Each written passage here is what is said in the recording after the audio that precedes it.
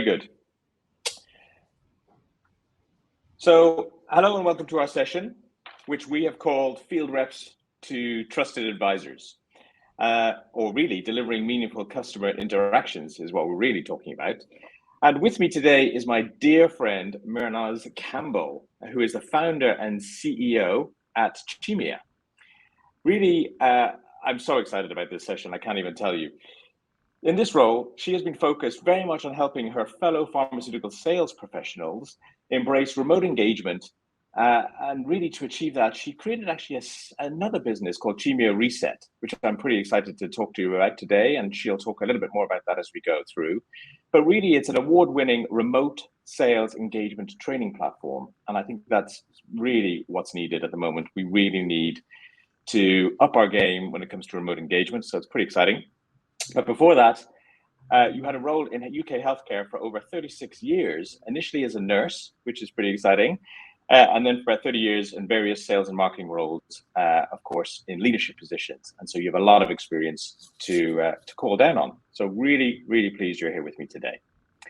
And then really quickly on myself, David Logue, I'm the Chief Strategy Officer at a company called Tact.ai, which is a Silicon Valley technology startup. And we are doing some really interesting things in the marketplace, which at some point we'll talk about.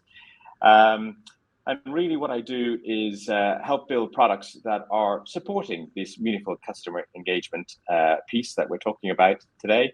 And before that, I ran strategy for Viva for a couple of years. And before that, I was about 20 years in Accenture, where I was a partner in the digital customer practice, really focused on the life sciences sector and really helping pharmaceutical companies transform. Okay, so let's get going. So just real quickly on Tact, as I explained, we are a software startup that's helping life sciences organizations nurture this meaningful customer engagement through our human-friendly software, and that's the key. We have quite a number of customers, but some of our investors I just called out in the box here, Novartis and Lilly, McKesson, and some of the tech providers, Salesforce and Microsoft, are all backers in our company. And we have a number of fantastic customers in the industry that are helping us grow and develop our offering. Okay, so that was it. Today, what we're going to talk about really quickly is hybrid and omnichannel. Let's talk about it. How do we really support the right customer and the right time, the right content, and the right channel? You know, that's the definition, right, of omnichannel. But let's not forget who is at the finishing line, and this is what we're going to talk to you about today. For us, the key piece in omnichannel and hybrid engagement and human-to-human connection is no surprise, it's humans. Okay, that's enough slideware, I think. Let's get going. I really am so excited about this. So let's get started with some very, very quick commentary. Why don't we start with customers? Mehrnaz, what are HCPs looking for? The expectation has shifted, David. They're more open to digital channels and prefer them because it's much more flexible and faster to receive information through digital channels. But also, the workload for them has really increased. They're getting more emails hitting their inboxes. They're having more digital content, clinical content that they need to read and digest. And they have more remote consultation with their patients. And then obviously pharma sales professionals are trying to reach out to them either through direct contact or omnichannel. So they're getting more digital contacts from pharma. And I think they need to manage all of this because I know everybody, including ourselves, we're getting much more information, directed at us. So they need to manage this so they don't get burnout. So they filter it out. And at the end of the day, when you get all these digital interactions and data being thrown at you, humans like to connect with another human being because talking to another person is much more energizing than reading emails, right? And I think what they find is when they have a meaningful conversation with an industry and a sales professional, that sales professional can help them join the dots because within the healthcare environment, a lot of silos exist that they're not able to manage their way around it. But what's key is in that communication, what is being communicated needs to be relevant. It needs to address their pain points. and it needs to be timely, delivered at the time when they need it most. And also it needs to be personalized. And I think with digital engagement, we need to be a lot sharper than when we walked in and had a face-to-face interactions, because we've got few seconds, often about 7 seconds, before the healthcare professionals decides whether it's worthwhile continuing listening to us or not. So the opening we use to have a conversation with them needs to be so impactful. Imagine like Netflix, you know, when you get at the end of an episode of Netflix, you've got this cliffhanger, like you're dying to hear what's going on next. That's how impactful we need to be. So when they talk to us, they're asking for more. They want to continue listening and find out what we've got to offer them. Does that help to give you an idea of how the expectation has shifted, David? Yeah, absolutely. And I think that's a fantastic answer.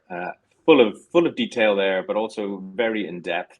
But one thing perhaps maybe I'd like to double click on, if that's okay, is when we think about this human to human connection, you know, obviously when we're having a personal conversation or we're meeting somebody, we personalize our interaction. So how can a pharma company best personalize interactions, do you think, with customers, especially HCPs, but all customers?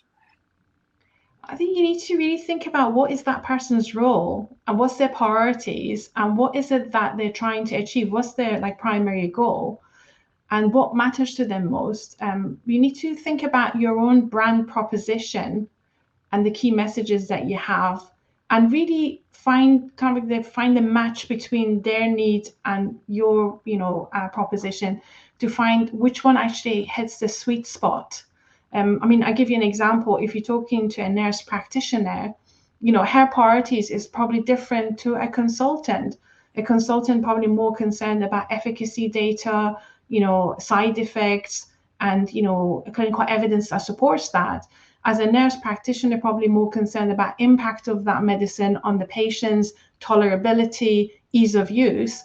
And a pharmacist or a payer might be more concerned about cost of medicine and how that's going to affect the budget, or how it's going to be processed through insurance. So you really need to think about who am I talking to and what matters to them, and then lead with the, you know, proposition of your brand and the key message of your brand that hits that sweet spot in a timely way. So they kind of like think, gosh, this person really gets what I'm trying to achieve, and what they've got to say helps me address it.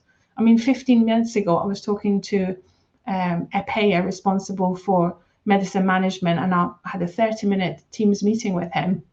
And at the end, he said to me, Mehrnaz, you talked to me about 2 brands and you offered me opportunity for 400 saving. That's exciting.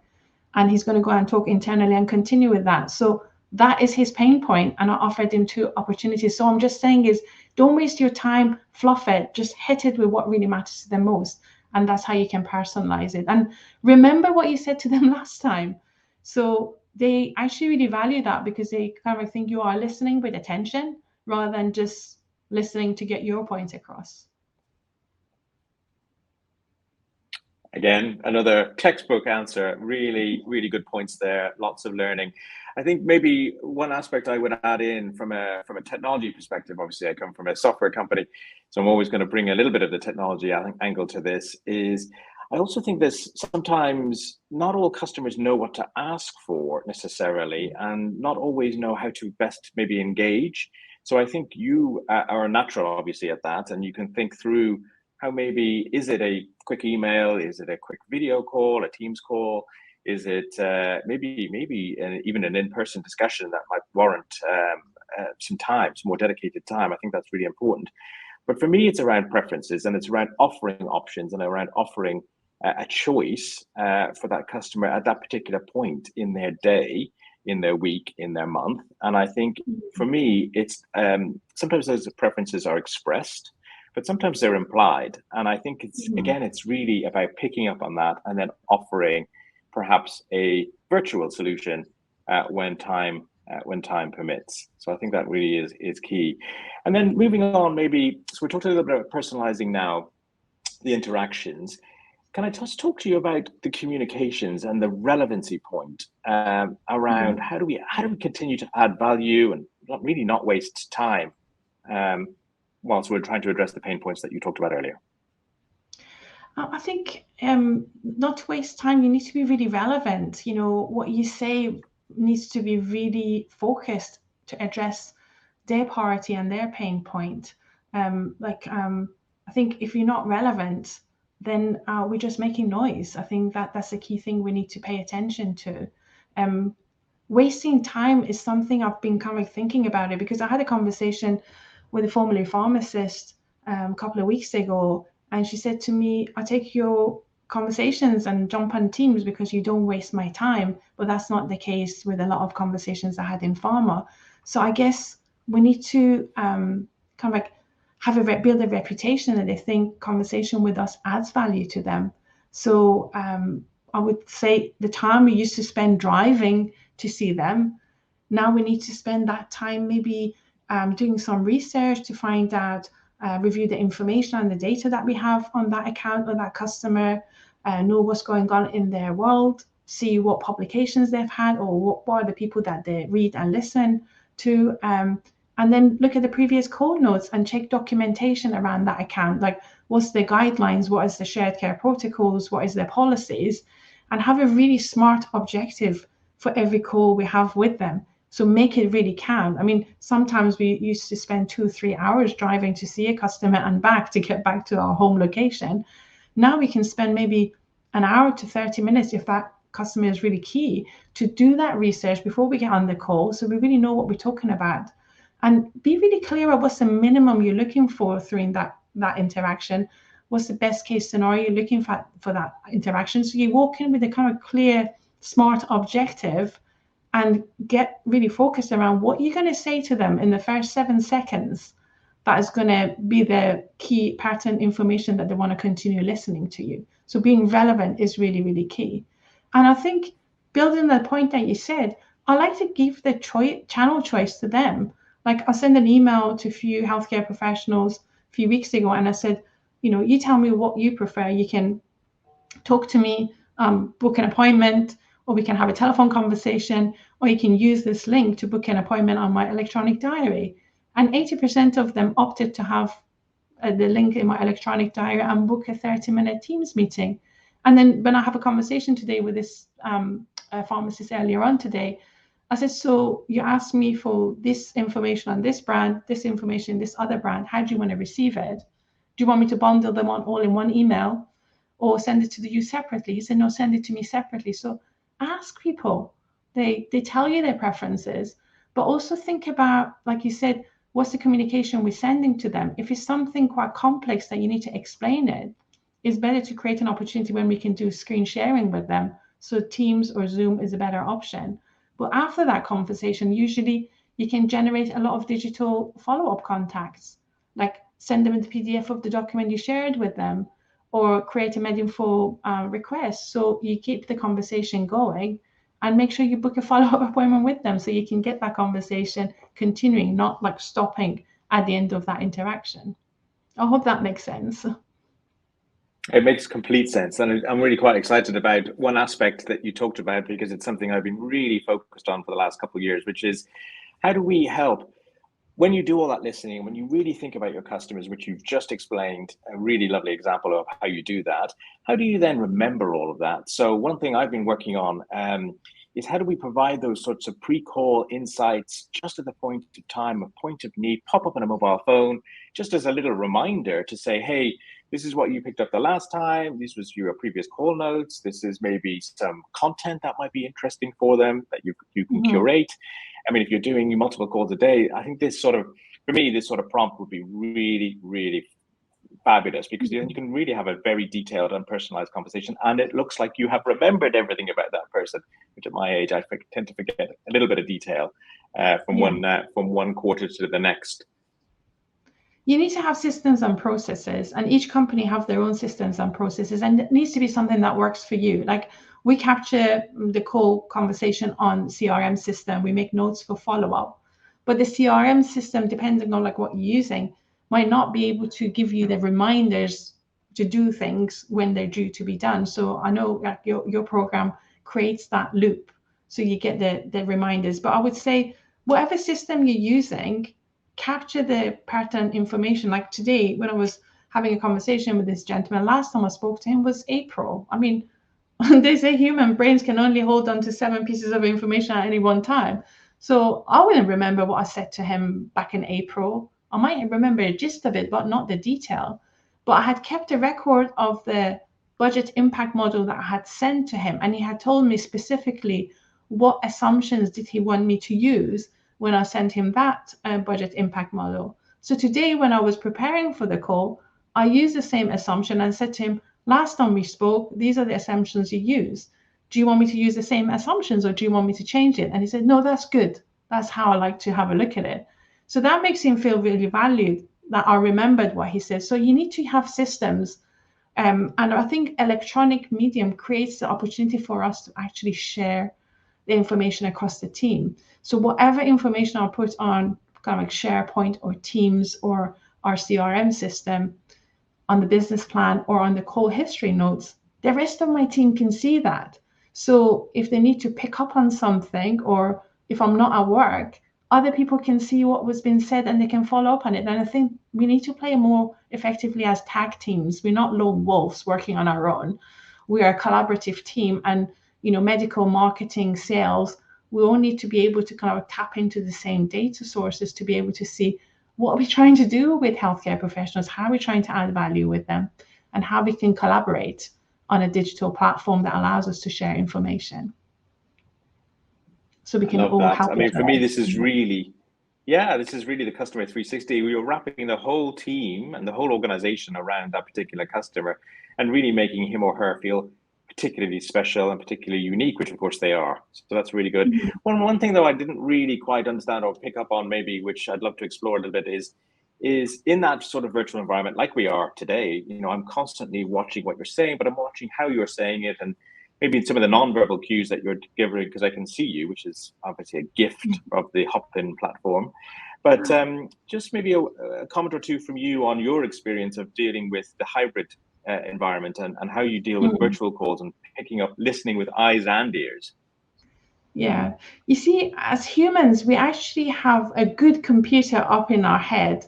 We probably don't know how it works, but we know how to use it. Often when we walk into a room, like when we're having a face-to-face interaction, sometimes you walk into a room, you feel the atmosphere, you feel the emotion in the room, and you can pick up on a lot of cues. When we're doing virtual connections, we obviously have that opportunity. We need to listen with our ears to the words being said, but also listen about how they're being said, like tone and tempo give us a lot of clues, but also watch what the reaction the healthcare professional is having, or the other person we're talking to on the other end. If there's an interruption, if sometimes you can see somebody being interrupted, either a cat or a dog walks into their lap, or somebody's talking to them, just pause and say, is that important? Do you need to get it? So don't kind of like carry on saying what you wanted to say. Just be present in the room and sense what's going on. And I remember when I was talking to somebody 4 years ago, I could actually sense there was somebody that they didn't want to talk to the pharma industry. You could sense that kind of like tone in the voice saying, I don't want to talk to you, don't waste my time. And that was actually the person who gave me the feedback a couple of weeks ago, saying, I do take your calls, because I try to change my style of communication with her to show empathy to her preference. I would always keep the conversation really short and to the point. But also, if you find somebody is comfortable and at ease, then you can ask them to have permission to continue the conversation. So I think you really need to tune in. And I often think, when people are blind, they are improving their other senses, like they're better at, listening or touching.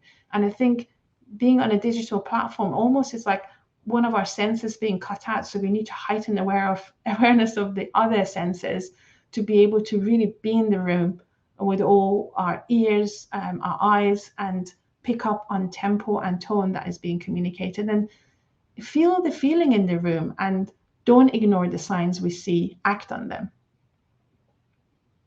I think that's really good advice. And then maybe a final point as I'm looking at the clock. one thing that I think all this really leads to and builds up to is generating trust, and then earning the trust of our customers and earning the right to have time, of which they have so little, so precious little. Maybe just a final kind of couple of words on how to go about best building trust and earning that right to the time with a customer. I love what you said, David. Trust is not something you're given, and it's not going to happen overnight. It's something that you need to build over time, and you need to give yourself to build that. But there are strategies that can help you shorten the time for building that trust. I think the first thing and the most important thing is every interaction we're having has to be focused around adding value to the healthcare professionals, delivering relevant content that addresses their key challenges at their pain points. That's so key. Otherwise, they don't want to listen to us. Also, timing really matters. I think we need to know their deadlines and their cycles of planning, and ensure that we reach out to them and provide the information when they're making those pertinent decisions. Like, I'm having conversation with people who are setting their priorities for April 2023 now, because that's the time that they're discussing what are the topics they're going to focus around implementation in the UK. Also, be really genuine. I mean, you can't fake it. Healthcare professionals are human, so they can, read you as well. So whatever you do or say has to be totally genuine. Don't try to be someone else. It's so difficult. Just be yourself and know your stuff. I can't emphasize this.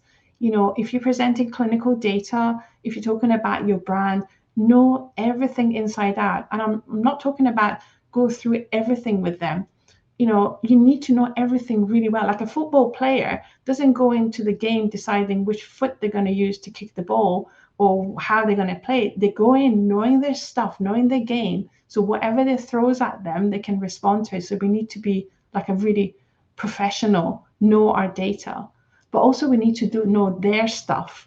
We need to know their environment, their protocols, their formularies, their guidelines. So when we talk to them, we don't come across like a rookie. And we've got the time, as I said, we used to use driving to do that research. So we come across as a professional, competent and confident person who know our stuff and know their stuff.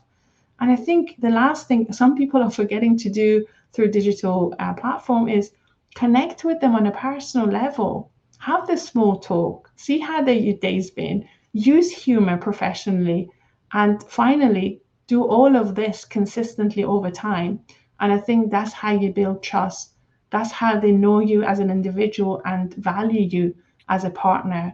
And it's that genuine person-to-person connection with a feeling of humanity is going to be the new norm for interaction in our industry. And we need to be able to get confident in creating that. I love it. And I also love your football analogy there. I mean, very pertinent in the World Cup as we go through that right now. I'm not sure every player I've seen running onto a pitch does know which foot they're going to kick the ball with. But anyway, we won't talk about that. Yeah. We'll I think, I've been watching the football. The goal is to score a goal, right? And if you look, some of them do it with the head. Some of them do it with the left foot beautifully. And some of them actually do a scissor kick. I mean, they don't decide that before the game, but they learn all those skills. So no matter what happens in the game, they can use all those skills. So we can't pre-decide what the channel or the question the healthcare professional is going to prefer or ask, but we need to know our stuff. So whatever they ask, we can respond appropriately. And if you don't know it, bring another team member or pass it on to another team member who can deal with that query confidently, medical, marketing, whomever that is. But go in, be prepared to address it professionally. I absolutely love this. I mean, how pertinent are we? Talking about World Cup analogies, really all about how field reps become trusted advisors or field players become World Cup winners. I love it. I mean, couldn't be more relevant. Okay, so let's just perhaps recap where we got to. I think what we did in those last 20 minutes, I think we covered so much ground and so much insight. Thank you so much for sharing that with us all. So let's just recap with maybe just a couple of messages. What should we do in trying to build this trusted relationship, this trusted advisor relationship, and really, like Mehrnaz described, having the right to trust and having the right to somebody's time. Look, let's be clear, the days of spray and pray are truly over. Following on with the football analogy, kicking the ball randomly at a goal is how I have tried to not coach my 7-year-old boys when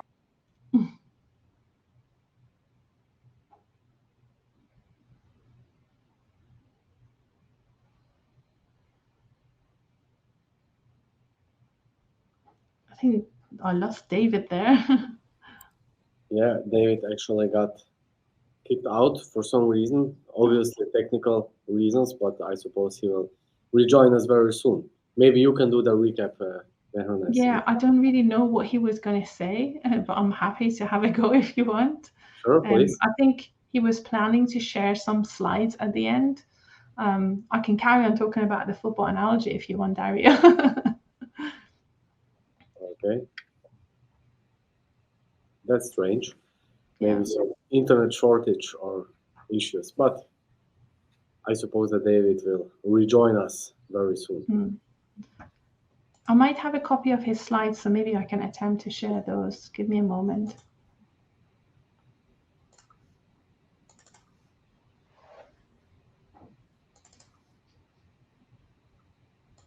Just share the screen.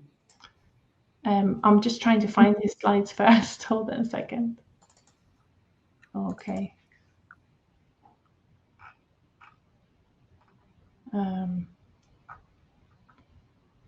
Okay. I think I've got it. Let me just see whether I can share the screen until he comes.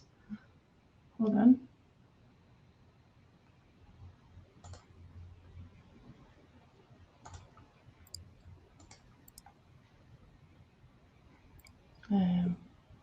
Hold on a second.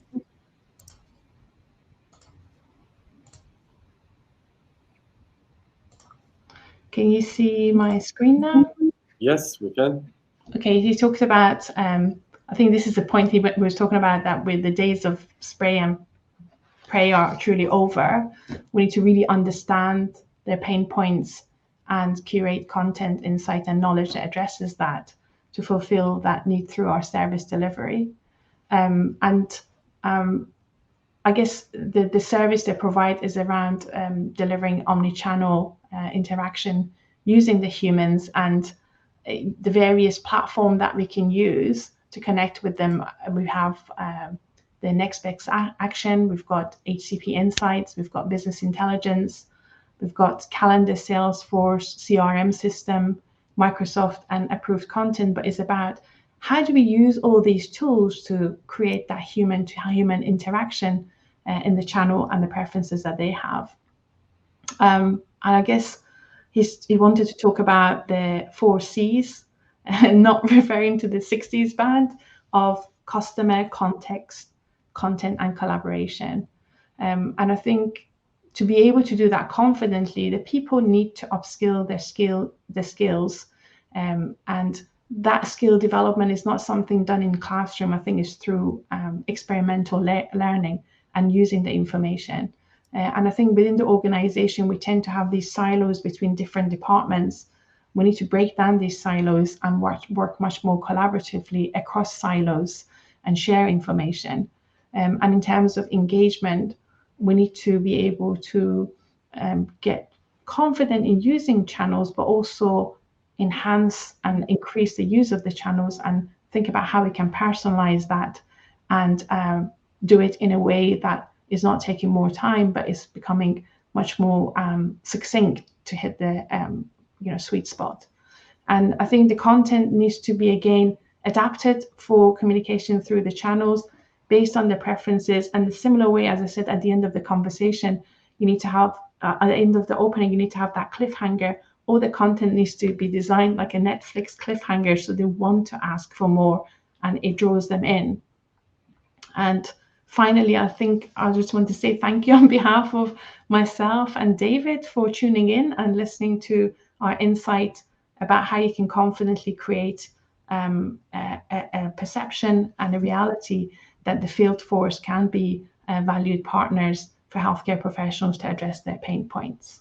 Fantastic. Thanks a lot. It was a great pleasure, and have a nice rest of the day. Thank you. Bye. Bye-bye.